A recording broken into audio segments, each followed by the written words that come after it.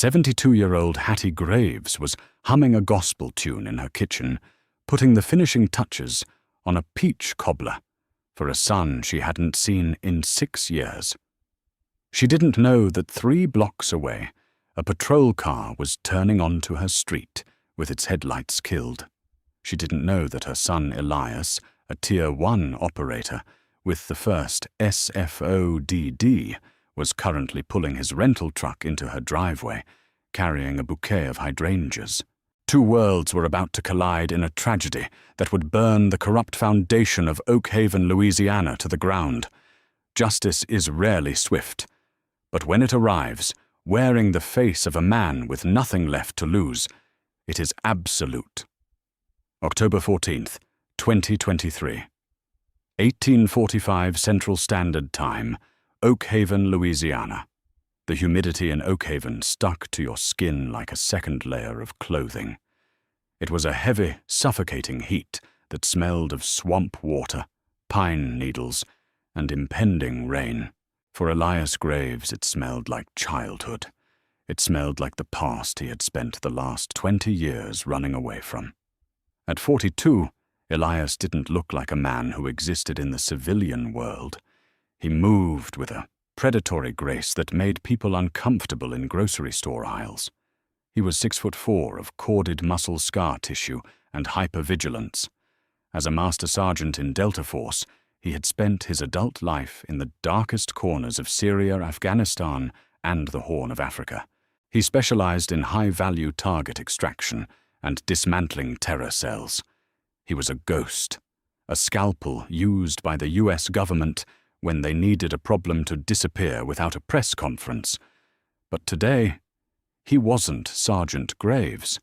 He was just Elias. He drummed his fingers on the steering wheel of the rented Ford F-150. In the passenger seat sat a bouquet of blue hydrangeas, his mother's favorite, and a small velvet box containing a gold locket.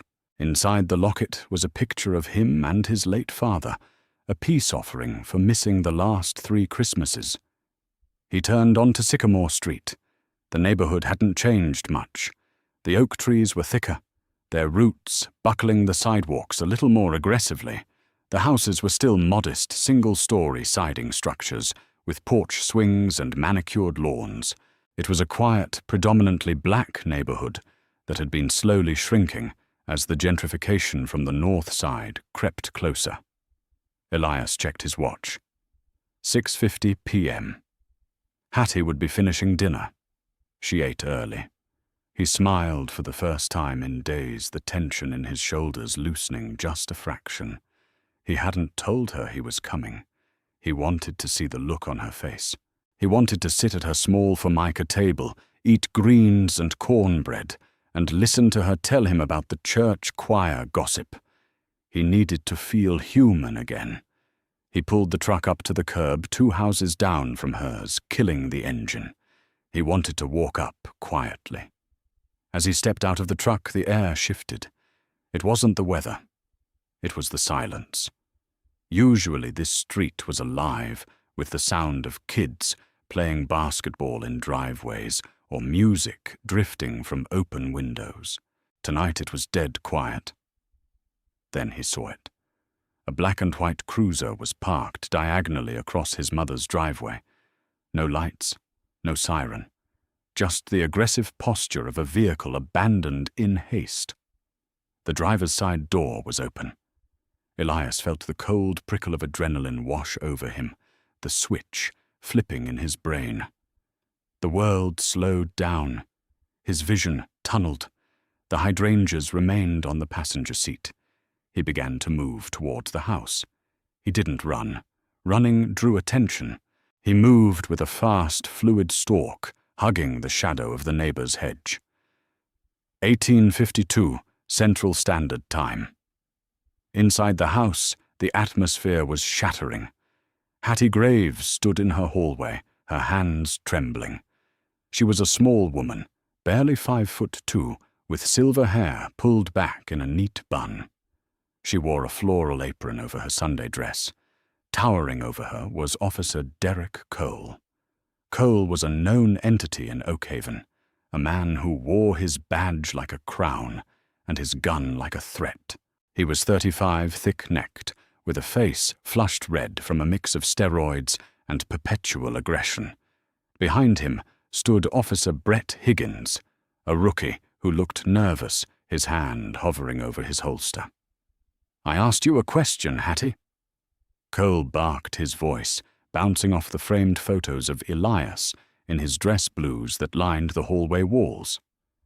"Where is he?" "I told you, officer." Hattie said, her voice shaking but her chin held high. "I don't know who you're talking about. I live alone. My son is overseas." "We got a tip," Cole sneered, stepping into her personal space. The smell of stale tobacco and aggression radiated off him. "Anonymous tip says you're harboring a fugitive. Dion Little D. Washington. Heard he ran in here." "I don't know a Dion," Hattie insisted. "You can't just barge in here without a warrant. This is my home." "I don't need a warrant if I have probable cause, and my probable cause is I saw a suspect enter the premises." Cole lied. It was a rehearsed line, one he had used a dozen times to shake down locals for cash or just to exert dominance. There was no Dion. There was no tip. Cole and Higgins had been bored, and they knew Hattie's grandson, a cousin of Elias, had had run-ins with the law years ago. They were fishing. "Get out of my house," Hattie said, pointing a shaking finger toward the door, "or I'm calling the sheriff." Cole laughed a harsh, barking sound. He reached out and slapped her hand away. "You don't point fingers at me, bitch." The contact was the catalyst. Hattie, a woman of pride, stumbled back. "You struck me," she whispered, shocked. She turned to grab the landline phone sitting on the hallway table. "Put the phone down," Cole shouted. His ego flared. He grabbed her arm, spinning her around. "Let me go," Hattie screamed. She flailed her free hand, connecting with Cole's chest. It wasn't a hit. It was a desperate push. "Assault on an officer!" Cole roared. "Gun!" There was no gun. Hattie was holding a telephone receiver, but Cole was already drawing. The rookie Higgins panicked. Hearing gun, he drew his weapon too, his training abandoning him in favor of fear. Outside, Elias was 10 yards from the front door when he heard the shout. Assault on an officer. Gun! He broke into a sprint, covering the ground in 2 seconds. He hit the porch steps just as the thunderclap of a .40 caliber discharge tore through the night. The sound of a gunshot in a confined space is deafening. It is a physical blow to the senses. Elias kicked the front door open. The wood splintered near the lock, flying inward. He didn't enter with a shout. He entered with a sweeping scan his brain, processing the tactical geometry of the room in milliseconds. Watanotas to his left, the kitchen empty, pot boiling over on the stove. Center, the hallway. Target 1, Cole, standing over a prone figure weapon, drawn smoke curling from the barrel. Target 2, Higgins standing 3 feet back, weapon drawn but shaking face, pale. The victim, Hattie Graves. She was on the floor. The floral apron was already soaking up red. The shot had hit her center mass, high in the chest. She was gasping a wet, rattling sound that Elias had heard 1,000 times on battlefields. It was the sound of a lung collapsing. Elias froze for a microsecond, the only hesitation of his career. That was his mother. Officer Cole spun around, startled by the door crash. He saw a massive figure in the doorway. He didn't see a grieving son. He saw a threat. "Freeze PD!" Cole screamed, raising his weapon toward Elias. Elias didn't freeze. He didn't put his hands up. The logic center of his brain, the part that followed laws and regulations, shut down. The predator woke up. He closed the distance to Cole before the officer could reacquire a sight picture. Elias's left hand chopped down on Cole's wrist, redirecting the gun barrel into the drywall. A deafening crack echoed as the gun went off into the floor. With his right hand, Elias drove a palm strike into Cole's chin. It wasn't a bar fight punch. It was a kinetic transfer of energy designed to shut off the brain stem. Cole's head snapped back with a sickening crunch. His eyes rolled up and he crumpled to the floor unconscious before he hit the carpet. Higgins, the rookie, shrieked. He fumbled with his gun, trying to aim. Elias pivoted. He didn't strike Higgins. He simply stepped inside the rookie's guard, grabbed the slide of the pistol, and wrenched it from the boy's hand with a torque that nearly broke Higgins's index finger. Elias disassembled the weapon slide off magazine. Outspring, ejected in under 3 seconds, dropping the pieces to the floor. He shoved Higgins against the wall, his forearm crushing the rookie's windpipe just enough to immobilize him. "Did you shoot her?" Elias asked. His voice wasn't a scream. It was a low, guttural rumble, like tectonic plates grinding together. No, God, no, it was Cole. It was Cole. Higgins sobbed, pissing himself. She had a phone. He said gun, but it was a phone. Elias stared into the rookie's eyes, seeing the terror, the truth. He released him. Higgins slid to the floor, gasping. Elias dropped to his knees beside Hattie. The silence returned heavier now. The smell of peach cobbler was mixing with the copper scent of blood and the acrid sting of cordite. "Mama," Elias whispered, his large, calloused hands hovering over the wound, applying pressure. He knew immediately. He was a combat medic as well as an operator. The bullet had nicked the aorta. The bleed was internal and catastrophic. Hattie's eyes fluttered open. They were hazy, losing focus. She looked up at him, struggling to smile. "Eli," she rasped. Blood bubbled at the corner of her lips. You came." "I'm here, Mama. I'm here. Stay with me. We got an ambulance coming." Elias lied. He hadn't called one yet. He knew it wouldn't matter. "My boy," she whispered, raising a trembling hand to touch his cheek. Her skin was already turning cold. "You look tired." "Mama, please." Elias's voice cracked. The Delta Force legend, the man who terrified terrorists, was crying. Tears cut tracks through the dust on his face. "Don't go. I brought you hydrangeas. They're in the truck." "That's nice," she breathed. Her chest hitched. The light in her eyes began to dim. "Don't let hate eat you, Eli. Promise." The breath left her. Her hand slid from his cheek and hit the floor with a soft thud. Elias Graves sat there for a long time. He checked her pulse. Nothing. He checked it again. Nothing. Behind him, Officer Cole groaned, stirring back to consciousness. Elias slowly closed his mother's eyes. He kissed her forehead. Then he stood up. He turned to look at the 2 officers. Higgins was cowering in the corner. Cole was trying to push himself up, shaking his head to clear the cobwebs. Cole looked up and saw Elias. He saw the tears, yes. But beneath the tears, he saw something that made his blood run cold. He saw a void. "You're dead," Cole slurred, reaching for his backup piece on his ankle. "You attacked a cop. You're done." Elias took a step toward him. He didn't attack. He just watched Cole struggle. "My name is Master Sergeant Elias Graves," he said. The voice was devoid of humanity. "You just killed Hattie Graves. You didn't just kill an old woman. You killed my anchor to this world." Cole paused his hand on his ankle holster. "Military." He scoffed, trying to regain his bravado. "Doesn't matter. You're in my town now, boy. I'm the law." "Not anymore," Elias said. Sirens wailed in the distance. The neighbors had called it in. Elias looked at the door. He looked at his mother's body. If he stayed, he would be arrested. The blue wall would go up.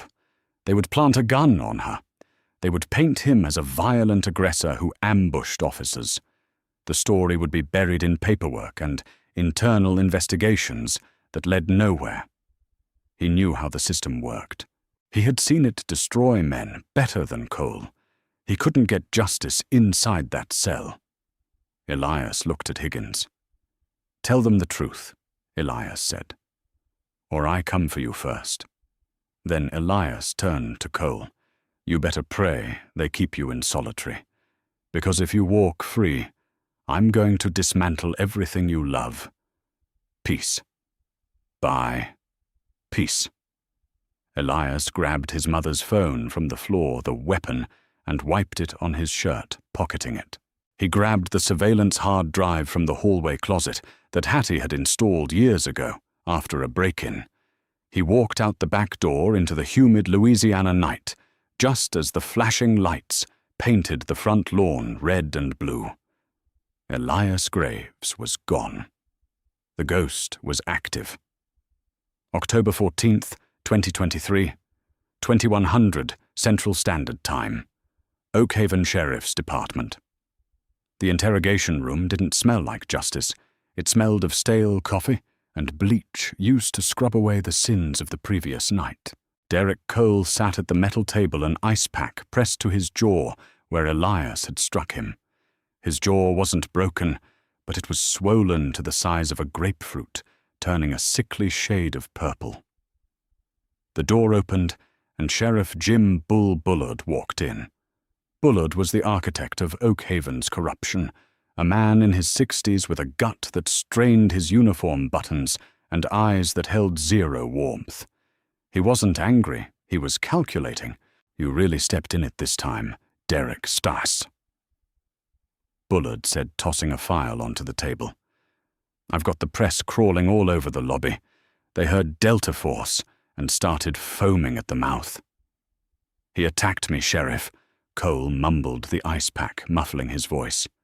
"He was armed. He's a trained killer. The old woman, she moved fast. I thought she had a piece. She had a telephone, Derek," Bullard said, his voice dangerously low. "A landline receiver. We found it next to her body." Cole slammed his fist on the table. "It looked like a gun, and her son, he's a psycho. He nearly killed me and Higgins." "Where is Higgins?" Bullard asked.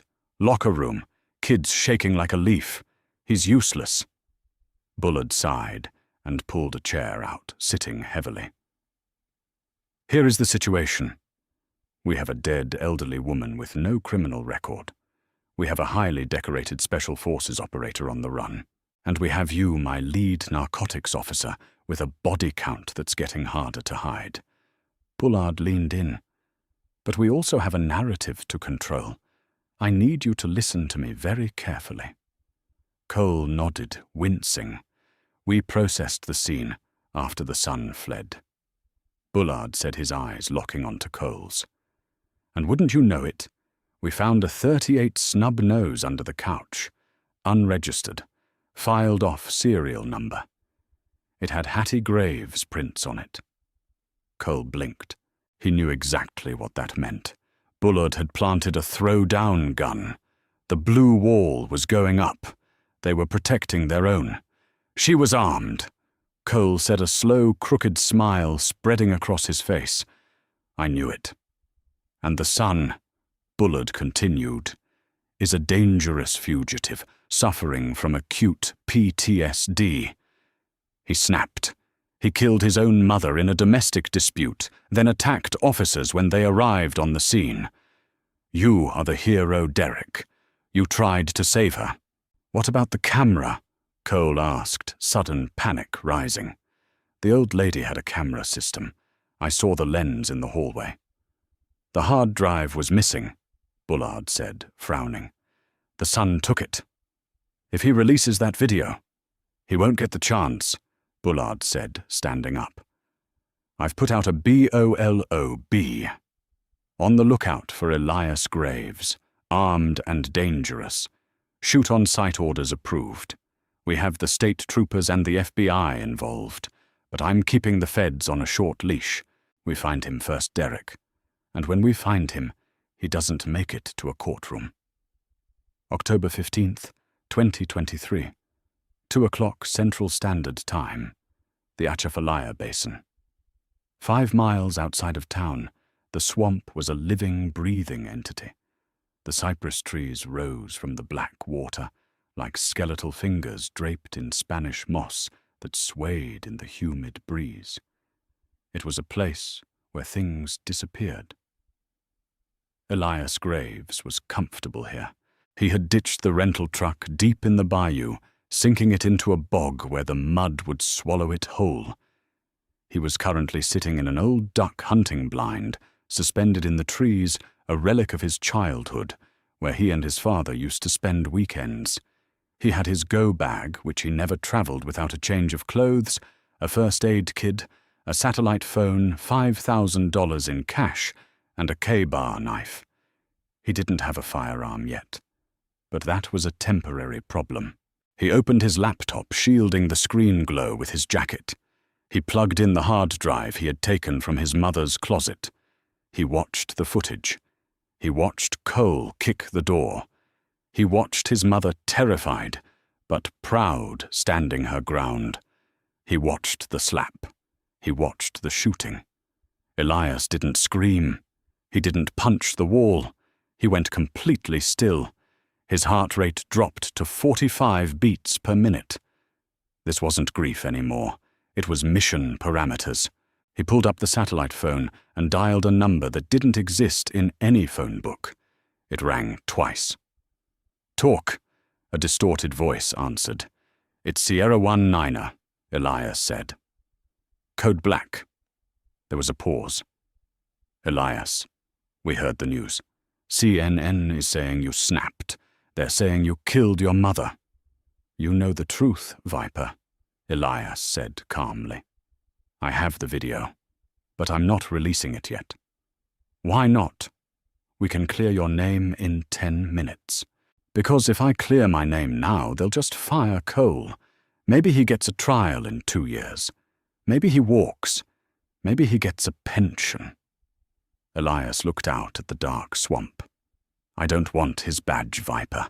I want his life. I want the whole network." "Elias," Viper warned, "you go down this road, the unit can't help you. You're operating on domestic soil. It's treason if you get caught." "I'm already dead," Elias said. "I need intel. I need the financials on Sheriff Jim Bullard and Officer Derek Cole. I need to know where they keep their dirt." "Give me an hour," Viper said, and Elias happy hunting. The line went dead. Elias closed the laptop. He took the locket out of his pocket, the one with his father's picture. He opened it, looking at the kind face of the man who had taught him to fish in these waters. He placed the locket around his neck. "I'm sorry, Papa," he whispered. "But I have to burn it all down. October 16th, 2023. 10 o'clock Central Standard Time, Oak Haven, Louisiana." The media circus was in full swing. News vans from Baton Rouge and New Orleans lined the streets. The headline was plastered on every screen. "Hero Soldier. Snaps Mother Dead Police. Manhunt underway." Derek Cole watched the news from a stool at the Rusty Anchor, a cop bar on the edge of town. He was being treated like a celebrity. Other officers clapped him on the back, buying him rounds. To Derek, one burly deputy toasted, "Deputy," for holding the line against the crazies. Cole raised his glass, but his hand was shaking slightly. He couldn't shake the image of Elias's eyes. That void. He left the bar around midnight, stumbling slightly toward his personal vehicle, a lifted Chevy Silverado. The parking lot was dark. He clicked his key fob. The lights flashed. As he reached for the door handle, he froze. Sitting on the driver's seat, perfectly centered, was a single blue hydrangea. Cole scrambled back, reaching for his gun, dropping his keys in the gravel. He spun around, aiming into the darkness. "Show yourself!" he screamed. "I see you." Nothing but silence and the hum of the distant highway. Cole's breathing came in ragged gasps. He checked the truck. It was locked. There were no signs of forced entry. How did he get inside? How did he know Cole ripped the flower off the seat and crushed it under his boot? He sped home, running 2 red lights, checking his rearview mirror every 3 seconds. October 17th, 2023. The Rookie. Brett Higgins lived in a small apartment complex on the north side. He hadn't slept in 3 days. Every time he closed his eyes, he saw Hattie Graves falling. He saw the lie he had signed his name to in the police report. He was sitting on his couch, staring at the TV, with the volume off, nursing a bottle of whiskey. The lights in his apartment flickered. Then they died. Power outage, Higgins muttered, reaching for his phone to use the flashlight. His phone lit up, but not with a flashlight. A video was playing on the screen. It was the footage from Hattie's hallway. Higgins dropped the phone as if it were burning hot.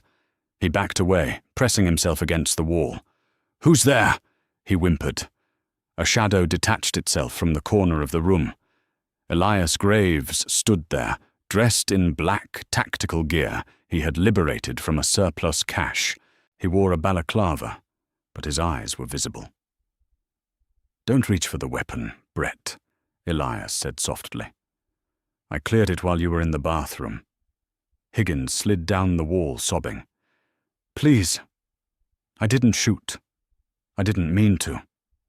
"I know," Elias said. He pulled a chair over and sat backwards on it, facing the terrified rookie. "You're a coward, Brett, but you're not a killer. Not yet." "What do you want?" Higgins cried. "Are you going to kill me? If I wanted you dead, you would have died of an aneurysm 3 minutes ago from the drug I slipped into your whiskey. But I didn't." Higgins gagged, clutching his throat. "Relax. It's just water," Elias said. "Listen to me. Cole and Bullard are going to hang you out to dry. When the truth comes out, and they will say you panicked. They will say you shot my mother. No. Cole said he'd protect me." "Cole protects Cole," Elias said. "I'm going to give you a choice. You can die protecting a lie, or you can help me bury them." Higgins looked up, tears streaming down his face. "How they own everything." "Viper sent me the financials," Elias said. "Bullard is running a distribution ring for the cartel out of the impound lot. Confiscated drugs go in, street product goes out. Cole is his delivery boy. Tonight there's a shipment moving. $500,000 in cash coming back." Elias stood up, looming over the rookie.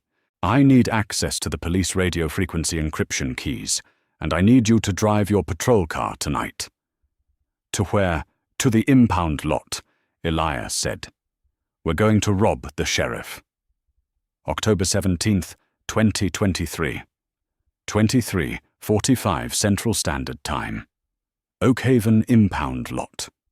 The impound lot was a fortress of chain-link fences and razor wire. Inside, rows of seized vehicles sat rusting. In the back, a large corrugated metal warehouse served as the evidence locker. 2 deputies stood guard by the warehouse door, smoking cigarettes.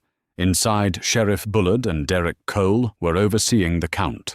A Mexican cartel courier was stacking bricks of cash onto a table.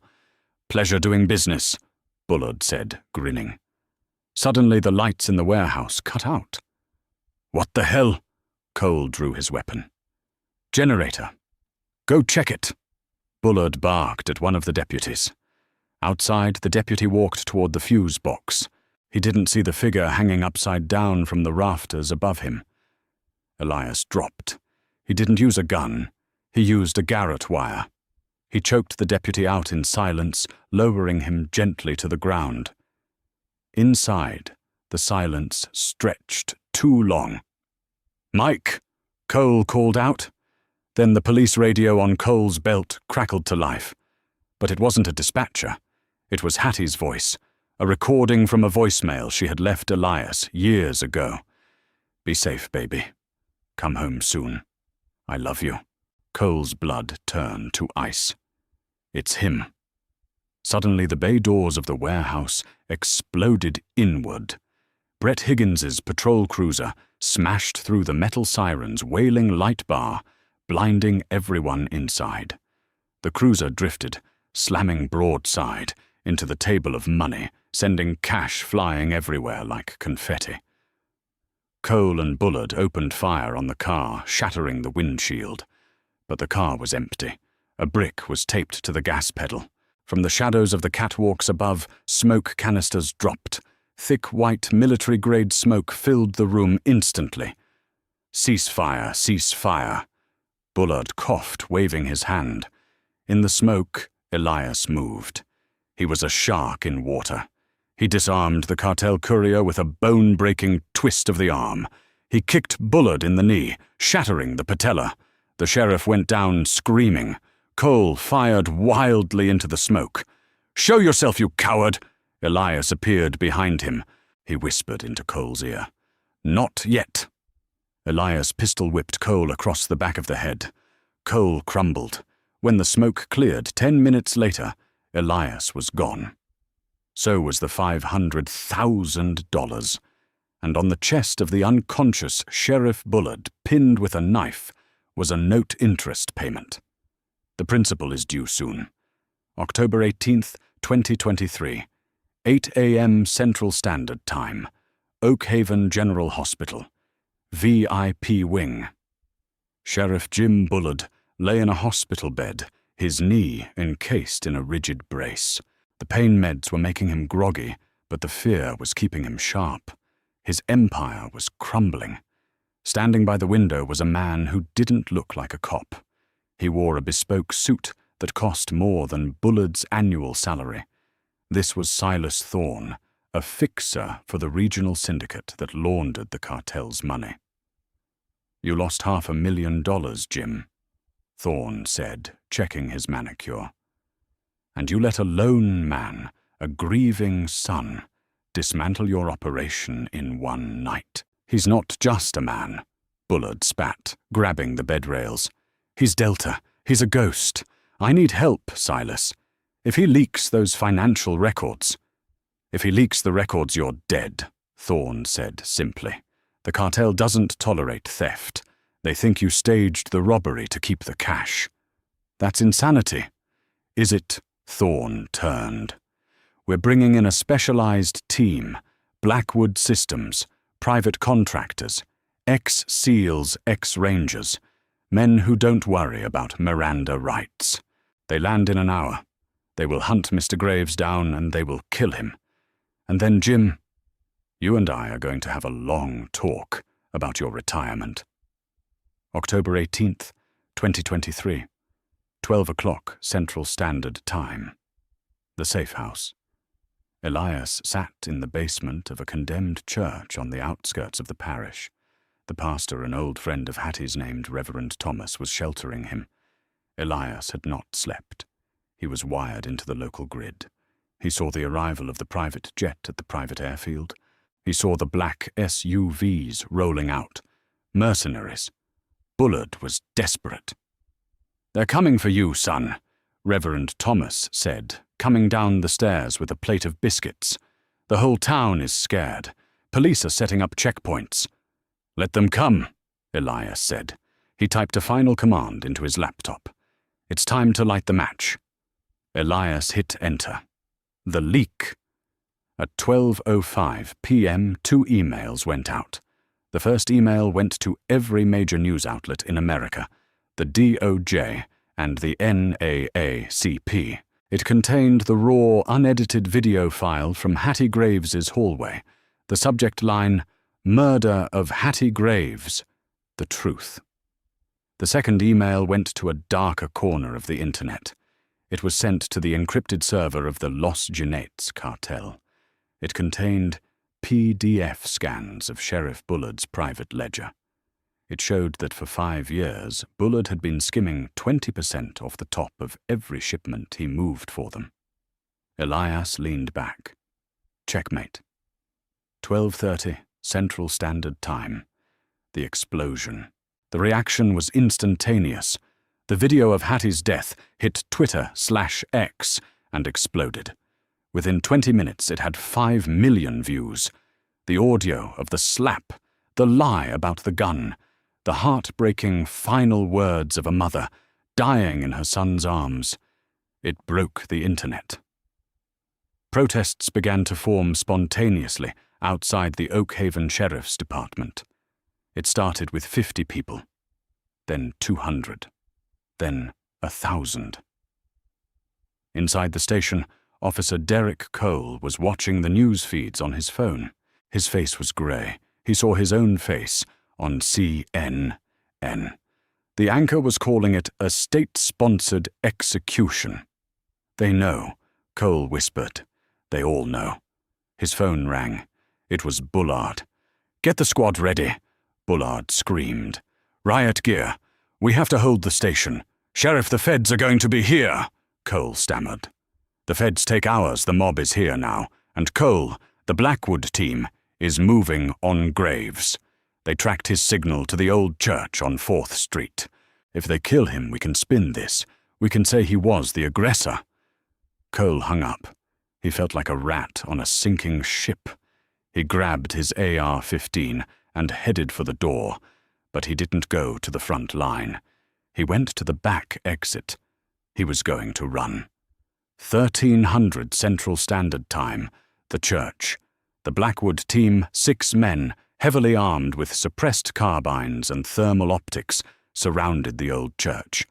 Their leader, a scarred mercenary named Kincaid, signaled the breach. They kicked the doors in. Flashbangs went off, filling the sanctuary with blinding light and deafening noise. They swept the room with professional efficiency. Clear left, clear right. They moved to the basement door. Kincaid kicked it open. The basement was empty. No Elias. Just a laptop sitting on a table playing a countdown timer. 0003, 0002, 0001.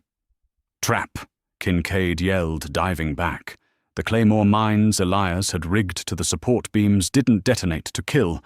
They detonated to collapse. The wooden floor of the sanctuary above gave way. The heavy oak pews, the altar, and tons of debris rained down into the basement, burying the mercenary team in a cloud of dust and timber. Outside, perched in the bell tower of the church, Elias watched through the scope of a stolen sniper rifle. He saw the support team outside panic. He took a shot. Not at a person, but at the engine block of their lead SUV. D'Orbouy, 50 caliber round, which he had acquired from his Viper.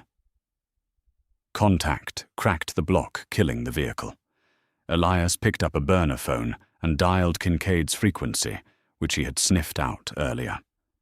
"You're out of your depth," Elias said into the comms. "Go home while you can still walk." He rappelled down the back of the tower and vanished into the tree line. He wasn't done. He was heading for the sheriff's department.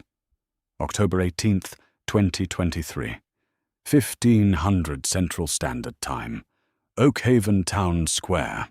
The town was burning. The release of the video had acted as a catalyst for decades of suppressed anger.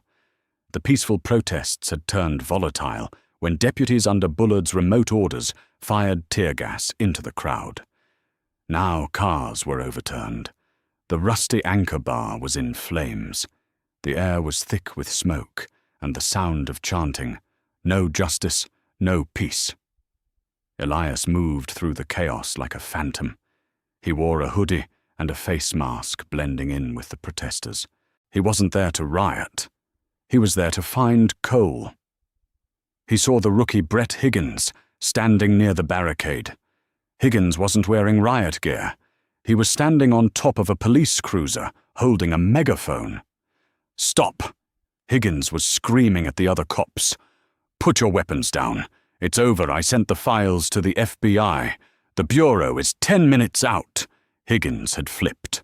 Elias smiled beneath his mask. The kid had a spine, after all. But Cole wasn't there. Elias checked the GPS tracker he had slipped into Cole's tack vest during the impound lot raid. A sleight of hand Cole hadn't noticed in the smoke. The dot was moving. Fast. Northbound on Highway 1. Cole was running. 15:30 Central Standard Time. Highway 1. Derek Cole was doing 90 miles an hour in his unmarked Charger. He had a bag of cash in the passenger seat and a fake passport in his glove box. If he could make it to the coast, he could catch a boat to Mexico. He checked his rear-view mirror. Nothing but empty road. He let out a breath he didn't know he was holding. "Free," he muttered. "I'm free." Then he saw it. A black shape in the distance coming from the opposite direction. It was a massive semi-truck taking up both lanes.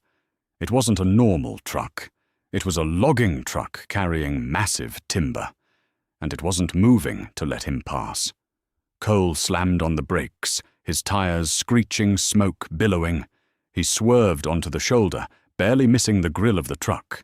The Charger spun out, sliding into the muddy ditch, slamming into a cypress tree. Airbags deployed. Cole groaned, blood trickling into his eyes. He kicked the door open and stumbled out, gun drawn. The truck had stopped. The driver's door opened. Elias Graves stepped out. He wasn't wearing tactical gear anymore. He was wearing his dress blues, his formal Delta Force uniform medals gleaming in the afternoon sun. He looked like the angel of death. "You!" Cole gasped, raising his gun. His hand was shaking violently. "Stay back. You have nowhere to go, Derek," Elias said, walking calmly down the center of the highway. "The feds have the airport. The state troopers have the borders. And the cartel, well, they have the sheriff." "What?" Cole blanched. "Bullard skimmed from them," Elias said. "I sent them the proof. They picked him up from the hospital 10 minutes ago. He's not going to jail, Derek. He's going to a hole in the desert." Cole's resolve broke. The idea of the cartel getting him was worse than prison. "I'll shoot you, I swear to God. You had a gun in my mother's hallway," Elias said, not breaking stride. "You had the power, you had the badge, and you used it to bully a 70-year-old woman." Elias was 10 feet away. Cole fired. He pulled the trigger, but his aim was wild from the concussion of the crash. The bullet kicked up asphalt 3 feet to Elias's left. Before Cole could fire again, a shot rang out, but it didn't come from Elias. Cole screamed and dropped his gun. His right shoulder exploded in red mist. Elias stopped. He looked toward the tree line. Standing there was Brett Higgins. The rookie had followed the tracker too. He stood there, his service weapon, raised smoke trailing from the barrel. He had taken the shot to save Elias. "It's over, Cole," Higgins screamed, his voice cracking. "You're done." Cole fell to his knees, clutching his shoulder. He looked up at Elias, tears mixing with the blood on his face. "Please, don't let them kill me. Don't let the cartel get me. Take me in. Please." Elias stood over him. He looked down at the man who had taken everything from him. He could kill him right now. No one would blame him. Higgins would probably look the other way. Elias reached into his pocket and pulled out the gold locket. He opened it and looked at his mother's picture. "Don't let hate eat you, Eli." Elias took a deep breath. The predator receded. The sun remained. He kicked Cole's gun away. He pulled a pair of zip ties from his pocket and tossed them to Higgins. "Cuff him," Elias said. "By the book." 1600 Central Standard Time. The aftermath. The sirens were deafening now. A convoy of black FBI SUVs and state trooper cruisers came screaming down the highway. A helicopter chopped the air overhead. Agents swarmed the scene, weapons drawn. "Federal agents, drop your weapons." Elias slowly raised his hands. He didn't resist. He went to his knees, interlacing his fingers behind his head. Higgins stood next to him, hands up as well. "He saved me!" Higgins yelled at the agents. "He's unarmed. He surrendered." An FBI special agent in charge. A woman named Agent Ross walked up to Elias. She looked at the uniform. She looked at the medals. She looked at the man. She signaled her team to lower their weapons. "Master Sergeant Graves," she said, her voice respectful. "We've seen the video. We have the files you sent. We have everything." "Then you know who the real criminals are," Elias said calmly. "We do," Ross nodded. She motioned to her team. They bypassed Elias and hauled the screaming, bleeding Derek Cole into the back of a van. "Am I under arrest?" Elias asked. "Technically, you assaulted a dozen officers, robbed an evidence locker, and blew up a church basement," Ross said, a small smile playing on her lips. "But the Pentagon just called. It seems your unit has classified your presence here as an official training exercise aimed at testing domestic terror response." Elias raised an eyebrow. "Viper." The unit had come through. "Get out of here, Sergeant," Ross said quietly. "Before I change my mind. But Graves, yeah, don't come back to Oakhaven." Elias stood up. He looked at Higgins. "You're a good cop, Brett. Stay that way." Higgins nodded, wiping his eyes. "Thank you, sir." Elias walked toward the tree line, toward the swamp, toward the freedom of the shadows. 6 months later. The Oakhaven scandal was the biggest story of the year. Sheriff Bullard was never found. Rumors said he was in a barrel somewhere in the Sonoran Desert, a guest of the cartel. Derek Cole recovered from his shoulder wound in a prison hospital. He was sentenced to life without parole for second-degree murder, civil rights violations, and racketeering. He was placed in the general population. The last reports stated he had requested protective custody 3 times and been denied. Karma had found him. The Blackwood mercenary team was indicted on federal weapons charges. Brett Higgins was promoted to sergeant. He was currently spearheading a program to improve community relations in minority neighborhoods. And Hattie Graves, the city settled a lawsuit with her estate for $15 million. In a small coastal town in Maine, a man named Elias sat on a porch looking out at the ocean. He held a cup of coffee. The house was quiet. He opened his laptop. He saw the news article about the settlement. The money had been donated to build the Hattie Graves Community Center in Oakhaven, a place for at-risk youth with a state-of-the-art kitchen that taught kids how to bake. Elias smiled. He took a sip of coffee. He was still a ghost, but now he was a ghost at peace. He looked at the blue hydrangeas growing in the garden pot next to him. "Peach cobbler tonight, Mama," he whispered to the wind. The wind seemed to whisper back. October 20th, 2023, the Mexican border. The heat in the Sonoran Desert was different from Louisiana. It was dry, abrasive, and stripped the moisture from your lungs. Jim Bullard sat in the back of a dusty Range Rover, his hands bound with zip ties that cut into his wrists. He wasn't in police custody. When the FBI had raided the hospital, they found Bullard's bed empty. The cartel had sources everywhere, even in the hospital janitorial staff. They had extracted him before the feds could slap the cuffs on. At first, Bullard thought he was being saved. He thought his partners were getting him out of the country to retire in a villa. That hope died when they crossed the border and stopped in the middle of a desolate waste. The door opened.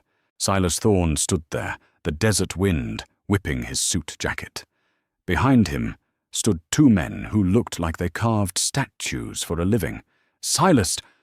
Bullard pleaded, his voice cracking. "I can explain.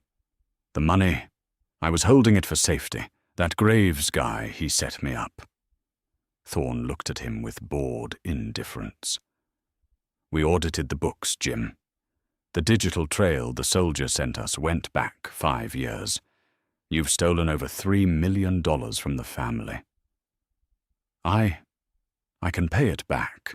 It's not about the money anymore," Thorne said, lighting a cigarette. "It's about the disrespect. You brought heat on the operation. You let a local feud expose a national distribution hub. You are a liability." Thorne signaled the men. They grabbed Bullard and dragged him out of the car. They didn't have guns. They had shovels. "Start digging, Sheriff," Thorne said. "It's going to be a long afternoon." Bullard fell to his knees, sobbing into the dry earth. The karma he had evaded for decades had finally arrived, and it was holding a shovel. November 5th, 2023, Angola State Penitentiary. Derek Cole stood in the intake line. He was stripped of his uniform, his dignity, and his name. He was now inmate number 8940. Angola was known as the Farm. It was one of the hardest prisons in America, and for a crooked cop it was a death sentence waiting to happen. The intake guard, a grizzled man who knew exactly who Cole was, tossed him an orange jumpsuit. "General population Cole. Warden says we don't have the budget for special protection this month." Cole looked at the guard, eyes wide with terror. "You can't do that. I put half the guys in D block away. They'll kill me."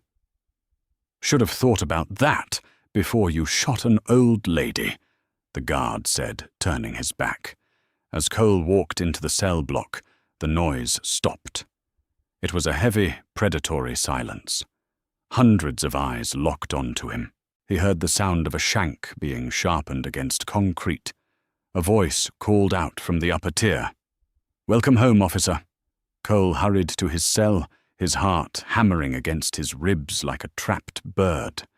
He sat on the cot, staring at the graffiti on the wall. He realized then that Elias Graves hadn't killed him on the highway for a reason. Death would have been too easy. This terror every minute of every day for the rest of his life was the true punishment. December 24th, 2023. Oak Haven Cemetery. The snow didn't stick in Louisiana, but the frost covered the ground in a silver blanket. Elias stood over a fresh grave. The headstone was simple black granite. Hattie Graves' beloved mother. Voice of the voiceless. 1951 to 2023. Elias knelt and placed a fresh bouquet of blue hydrangeas on the frozen earth. He pulled the burner phone from his pocket. He dialed a number. "It's done," Elias said. "The unit is clear." Viper's voice came through. "Your discharge papers have been backdated. You're officially retired, Elias. You don't exist anymore." "I know," Elias said. "What will you do?" Elias looked at the headstone. He looked at the town that was slowly healing, the community center construction starting in the distance. "I'm going to find a place where it's quiet," Elias said, "and I'm going to bake." He hung up the phone and dropped it into a trash can on his way out. He walked through the cemetery gates, the winter sun casting a long shadow behind him. He walked until the shadow disappeared, and then so did he. Justice had been served. But the story of Elias Graves and the storm he brought to Oak Haven would be whispered in the bayou for generations. 1 year later, November 14th, 2024, Oak Haven, Louisiana. The humidity of the bayou finally broke, replaced by a clean, crisp autumn breeze. It was fitting because the rot that had plagued Oak Haven for decades had finally been scrubbed away. On Sycamore Street, where Hattie Graves once lived, the flashing lights of police cruisers no longer signaled terror. They signaled a parade. The community had gathered to cut the ribbon on the Hattie Graves Community Center, a sprawling brick building funded entirely by the seized assets of Sheriff Jim Bullard's criminal empire. Standing at the podium was the newly promoted Lieutenant Brett Higgins. He looked older, his face hardened by the last year, but his eyes were clear. "We cannot undo the past," Higgins told the silent crowd, his hand resting on the new plaque. "But we have ensured the future. As of this morning, the governor has signed the Hattie Graves Act. It mandates zero-tolerance oversight for all use-of-force incidents and removes qualified immunity for officers caught planting evidence. The blue wall didn't just crack in Oakhaven, it shattered. The applause was thunderous. It was a victory bought with blood, but it was permanent. The fate of the wicked, while the town healed the men who broke it, paid the price. Derek Cole sat in the corner of his cell at Angola State Penitentiary. He was no longer the strutting peacock who bullied the elderly. He was inmate number 894, a man who had lost 50 pounds and all his hair from stress. His family had disowned him, moving 2 states away to escape the shame. Every time the cell block doors buzzed open, Cole flinched, terrified that the general population had finally decided it was his time. He was living a life sentence of perpetual fear, the exact fear he had inflicted on Hattie. As for Jim Bullard, he was never formally charged. He simply ceased to exist. Intelligence reports suggested he was currently guest of the cartel in a remote compound in the Sonoran Desert. He wasn't dead. Death would have been a mercy. He was working off a $3 million debt, 1 shovel of sand at a time, under a blistering sun that offered no forgiveness. The Ghost in the North. December 24th, 2024. Bar Harbor, Maine. 3,000 miles away, the Atlantic Ocean crashed against jagged rocks. Snow fell softly on a small, secluded cabin tucked into the pine trees. Inside, the fire was roaring. A man known to the locals only as James stood in the kitchen. He was kneading dough, his movements slow and deliberate. The lethal tension that had once defined his posture was gone. He pulled a tray of peach cobbler from the oven, Hattie's recipe. The smell filled the cabin, a sweet reminder of a life he could never go back to, but one he honored every day.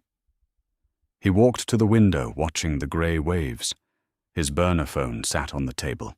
It buzzed once with a secure notification. The act passed. The town is safe.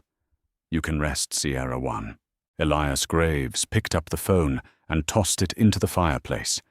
He watched the plastic melt, severing his last tie to the violence. He picked up a small frame from the mantel, a photo of his mother laughing in her garden. He placed a fresh cutting of blue hydrangeas next to it. "Justice is done, Mama," he whispered to the silence. Elias took a bite of the cobbler. It tasted like home. The soldier had faded away. The son had finally found his peace. This story serves as a brutal reminder that the most dangerous thing in the world is a man with nothing left to lose. Hattie Graves represented the innocence we all want to protect, and Elias represented the fury that wakes up when that innocence is betrayed. While this was a story of fiction, the pain of injustice is all too real for many people every day.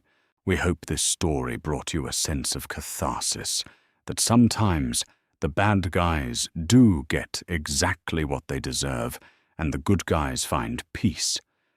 If this story moved you, or if you believe that justice should be blind and swift, please do me a favor. Hit that like button to help spread the message. Share this video with someone who needs to see the good guys win. And don't forget to subscribe and ring the bell so you never miss a new episode of our storytelling saga. Comment "Karma never misses" down below if you watched until the very end. Thank you for listening, and until next time, stay safe and watch out for each other.